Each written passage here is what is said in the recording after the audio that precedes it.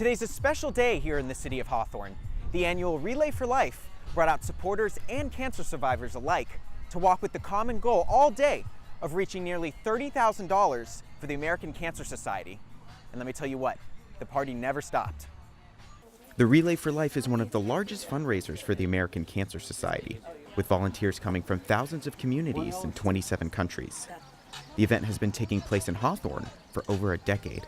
Advocacy is our #1 way of getting everything out there, getting the education for the students, and I don't know anybody who hasn't been touched by cancer. Survivors, caregivers, and volunteers dedicated 12 hours to walk the track and make their way to the $30,000 goal. Among the crowd was survivor Eric Morris. Eric is a Marine who was diagnosed with kidney cancer at the age of 22.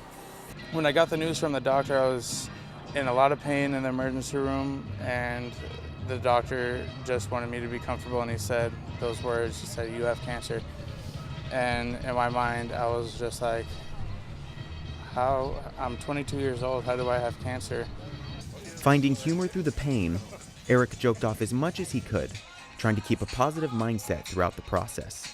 Until one day after his treatments, the doctor walked into the room with a smile on his face. When I walked in, he had a big ear-to-ear grin, and he just looked at me and he said, "You beat it, Marine." He said, "You did it."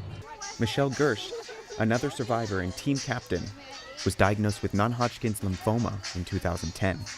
Chemo was really hard. When you start to lose your hair, that's the hardest. So I just shaved it off. American Cancer Society was there for you for makeup classes, wigs, treatments. They were there the whole time for support. After a 2-year battle and 9 treatments of chemotherapy, Michelle got the news she had been fighting so hard to hear. May 13th, 2012, the doc said all lymph nodes are back to normal size, and it was the best time of my life.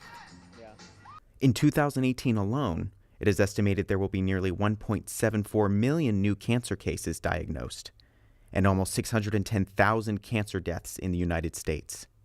A study in 2017 found that 54% of Americans say they or someone in their immediate family has been diagnosed with cancer. Adelaide, a senior at Hawthorne High, had to face the reality that her cousin was diagnosed with cancer and has been battling it for almost 10 years. It's affected our family in every way. It's a tragic that, it happens to everybody, but just, as a family and loving everybody, that everybody loves each other, that is what makes it, us fight stronger together for it. Family support seemed to be a common theme out on the track, and how important it is to keep spirits high and fight for the ones you love. It's definitely sad because you immediately, for myself, think of death and how that can impact the whole family. You got to support the individual, in this case my sister, as much as possible in so many ways. 12 hours later, the evening concluded with the closing ceremonies, and luminarias were lit to remember both survivors and those who lost the fight to cancer.